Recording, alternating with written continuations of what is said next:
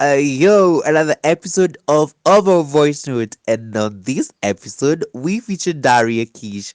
Who she is, find more about her on this episode.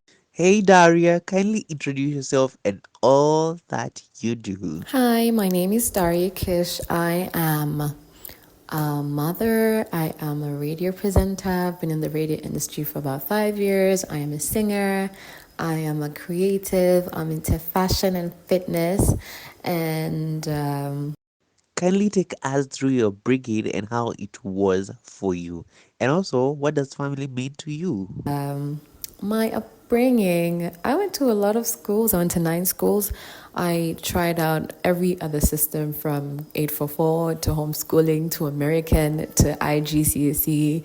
And I love my experience. I wouldn't change it for the world. It opened me up to so many things. And yeah, family means everything to me. I think the most important people in my life are my family, and they've always been with me, and I don't know what I would do without them. And yeah, I really appreciate them. Let's talk about radio. How did you discover you were interested in doing a radio? It is about that time. It is about that time. It is about that time. When it comes to radio, how did I discover? Do you know, I didn't even know I wanted to be a radio presenter. We had auditions for USIU radio, and since I wanted something to do so that I didn't have to go home early, I was like, let me just try it for fun, at least I can be on radio and I can deal with, because I had curfew, and I'm like, there's no way I'm going to be home that early. So if I could use radio as an excuse to just be out and do my own things, then I would do it. So I auditioned for USIU radio, and I got in, and I did the morning show for since I started, and I also had a weekend show called The Review, and it was amazing. Especially my weekend show, I just talked about Kenyan music and explored underground artists. And How was your transition from USIU radio to Energy radio? And from Energy to Choice radio?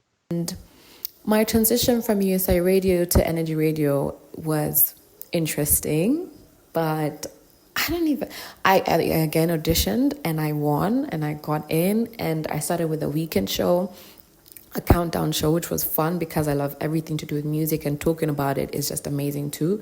And it was a seamless, transition, because I was already in USA Radio for about 3 years anyway. So there's so many things I did, and I knew, and I was also learning journalism, and there were courses about radio. So it wasn't very hard, actually. The one that was interesting was from Energy to Choice Radio, because this was a different audience, more mature, different music. I barely knew most of those songs, but now let me tell you one thing. I can sing every single one of those songs, and I feel older. When people meet me and they say, I listen to you on Choice Radio, but you do not look like how you sound. It's a good thing and a bad thing at the same time. What are some of the challenges that you have faced in this career so far? 6 years in? Challenges that I've faced so far at 6 years of doing radio, I don't think I would say I've faced any challenges. I think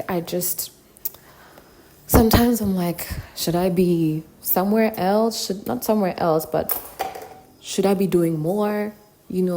I've been doing radio for a long time. What's the next big thing? Not that radio is not the next, not that I don't love radio, but I don't know. I don't think there have been any challenges. Just me trying to push myself out of my comfort zone, because sometimes I can be very comfortable. What is the most fulfilling thing about being a radio personality? The most fulfilling thing about being a radio presenter is I get to talk to people. I get to connect. I get to make people's day with music and topics. I get to learn, and I just get to do what I love, which is just everything. Mainstream radio is dead. How do you feel about this? What's your reaction to this statement? Mainstream radio is not dead. Change is inevitable. There's definitely going to be a change in radio. And just because there's podcasts and everything, I feel like there's enough shine for everyone. And there's also a chance for radio to prosper, even during these times of AI and podcasts and all that stuff and online radio. Mainstream radio is not dead at all. I listened to radio since I was young, and I would love my daughter to listen to radio because I think that's how I knew. I didn't know how much I loved radio, but when I was younger, I used to listen to radio so much. After school, I had to put on the radio. Mainstream radio is not dead and is not dying anytime soon.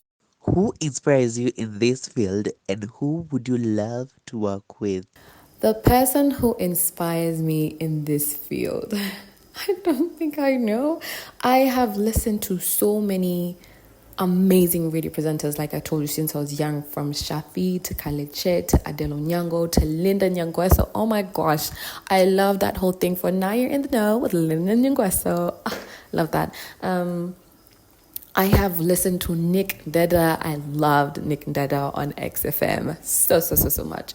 And it's just amazing to be in the same industry as the people that I used to listen to and even get a chance to meet some of them. Not all of them, but I think they all inspire me. And I would want to work for, to be honest, I love BBC One Extra, and I would love to explore. I would love to explore. I'd love to explore international radio, and maybe someday it will work out or it will happen.